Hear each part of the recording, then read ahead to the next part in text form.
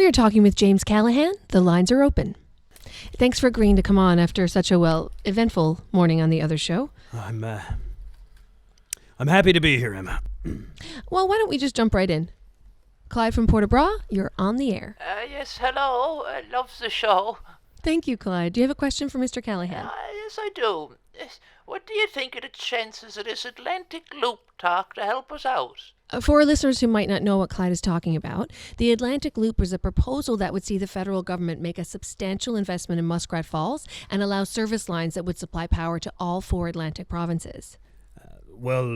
Clyde, if all goes perfectly, it could do a lot to help mitigate the high power rates and even bring the deficit back to a somewhat manageable level. But, I know that there are many in my old caucus that'll try and say that this was always the plan, but I can assure you it wasn't. It was a bit of a bright spot in the pandemic that we currently find ourselves in. How do you mean? Well, if everyone's bankrupt, then no one's bankrupt.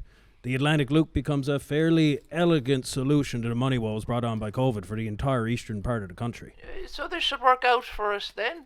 This should do it? Well, Muskrat Falls may only have the water storage capacity to generate 1/5 of the electricity it's supposed to, and that barely meets Nova Scotia's minimum needs. So again, it's going to be up to Hydro-Quebec, who controls how much water they send down the river. Maybe if we had been in a better financial position, or if mistakes had been avoided. You look like you're having regrets, James.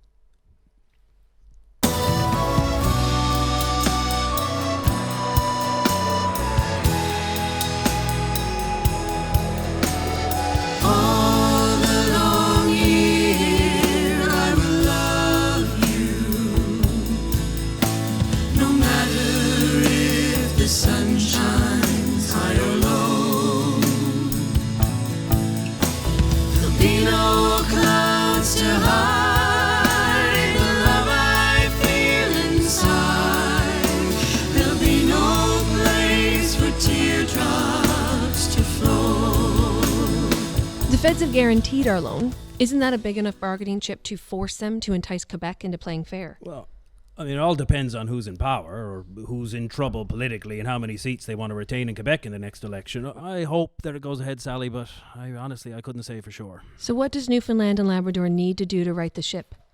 Where do we put our hope? Anywhere but in a savior.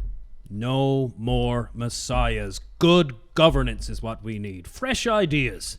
And the courage to implement them. And oh, how I wish it was springtime once again, and I could hold you close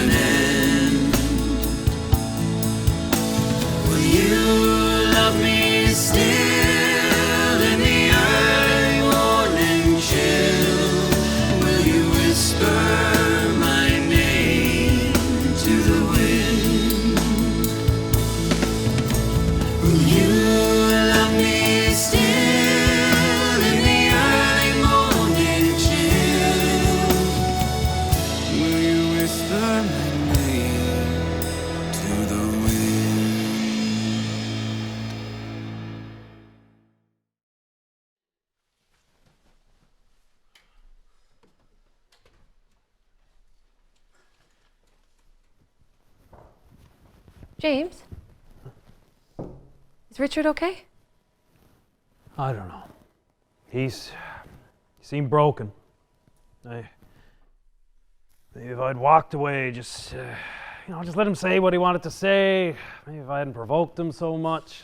He did plenty of provoking himself, James. Just wanted to meet the man.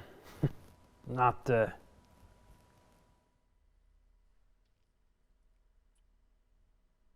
I should go.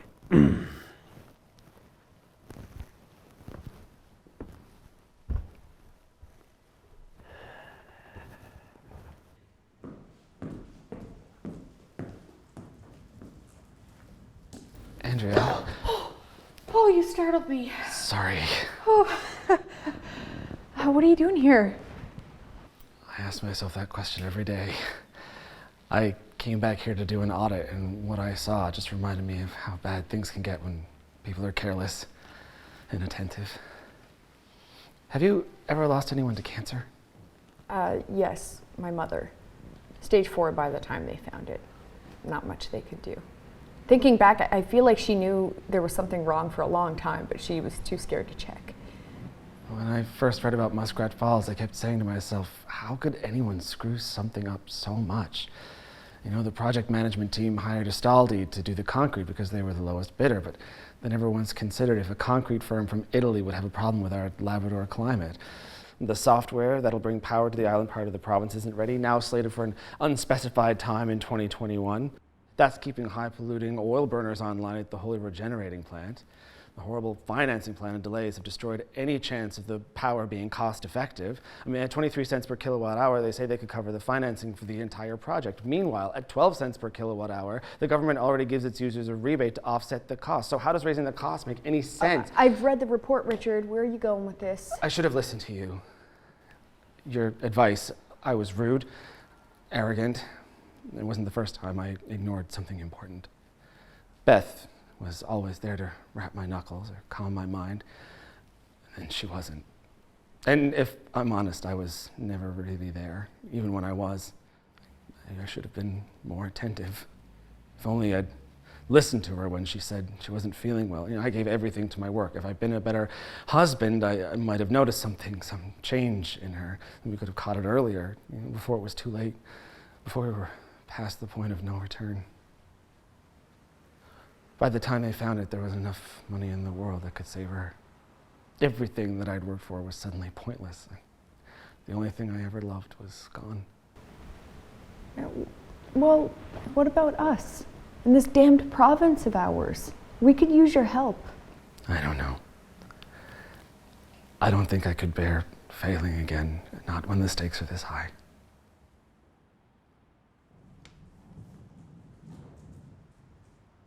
Richard? I hope you reconsider.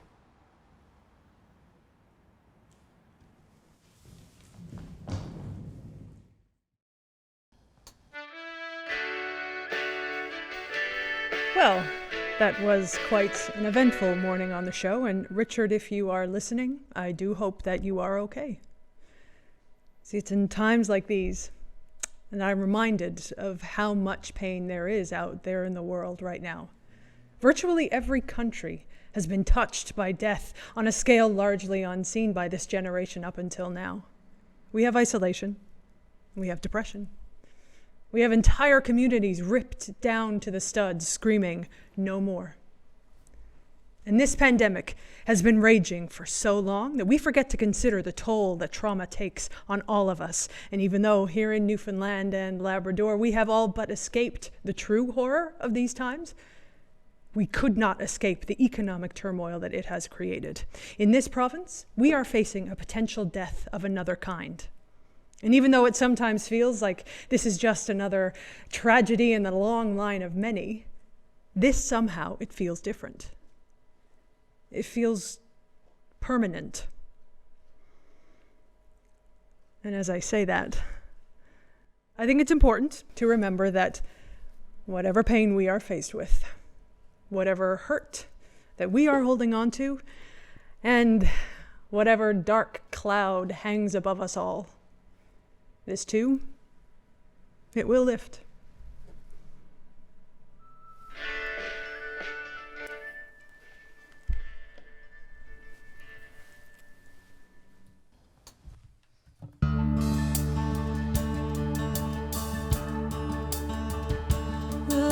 us pause in life's pleasures and count its many tears. There are frail forms fainting at the door. There's a song that will linger forever in our ears. Oh, hard times come again no more. 'Tis a song, the sigh of the weary. Hard times come again no more. When uncertainty and worry gather round my cabin door. Oh, hard times come again no more. 'Tis a sigh that is wafted across the troubled wave. 'Tis a wail that is heard upon the shore. 'Tis a dirge that is murmured around the lonely grave. Oh, hard times come again no more. 'Tis the song, the sigh of the weary. Hard times come again no more. When uncertainty and worry gather round my cabin door. Oh, hard times come again no more. Shall we wring our hands with worry, surrender to our fears, while pestilence comes knocking at our door? When this long night is over, will our hopes have disappeared? Oh, hard times come again no more. 'Tis the song, the sigh of the weary. Hard times come again no more. When uncertainty and worry gather round my cabin door. Oh, hard times come again no more. Turn around. Take me back. 'Tis the song, the sigh